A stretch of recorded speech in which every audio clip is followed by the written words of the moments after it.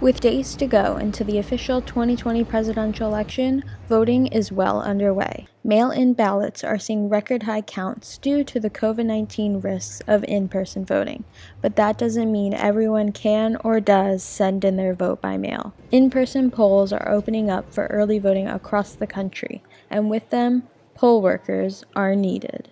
Without them, you can't run elections. I mean, every step of the way, from in-person voting to the people who help people register to the people who count the ballots. Leo Kamen is a high school student and poll worker.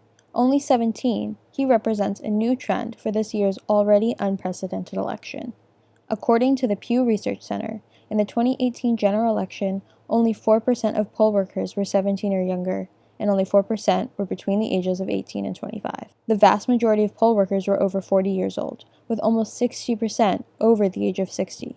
That over 60 age group is also the group most at risk for coronavirus complications and deaths. So if we don't have workers, people cannot vote. So there's a massive need this year for those people who make our democracy run. The solution?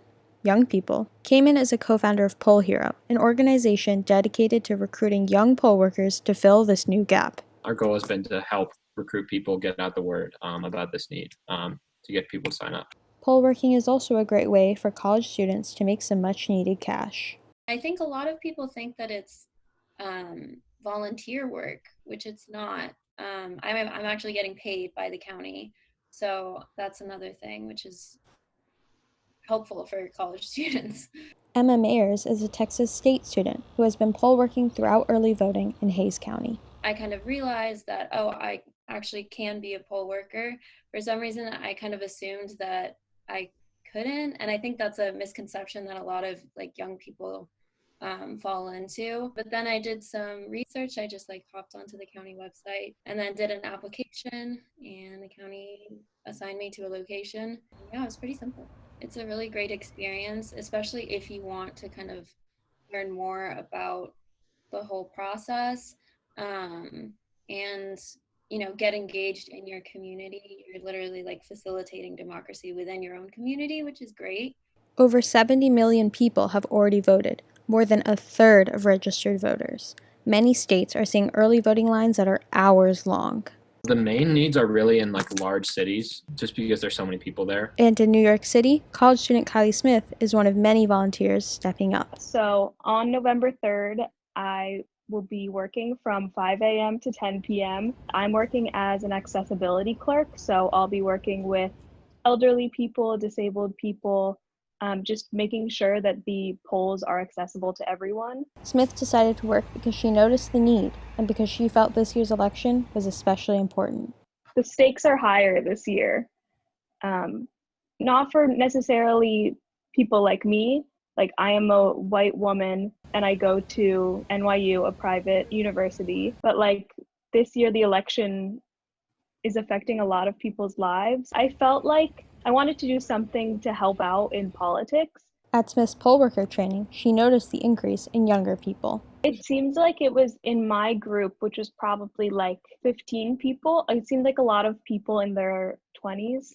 And the instructor asked us how many of us it was our first time being a poll worker. And I think everyone but 2 people raised their hands and were new to poll working. Kamen says Poll Hero has managed to sign up over 35,000 people nationwide, but that's not stopping him from sharing his call to action. I would tell people you can sign up at pollhero.org, and that even though we're close to the election day, if the place you live really needs it, they will let you do it. I signed up the first time I did it 2 days before election day, and got to be a poll worker. So for people not to be dissuaded by that if they're still interested in helping out. The need is so great that even location guidelines can be flexible. So I'm from Virginia, and I thought that I would be allowed to be a poll worker in New York. But I applied and I wrote in the comments that this is something I wanted to do because I knew a lot of people weren't going to be able to work the polls. I was accepted to be a poll worker in the state of New York. And as Smith gears up for her marathon shift on Election Day, she has some advice for fellow civic-minded citizens. I think just what I would tell people is to get involved in any way that you can. And for me, this was how I wanted to get involved. And just be nice to your poll workers because they have really long shifts. For NYU Tonight, this is Casey Dawson.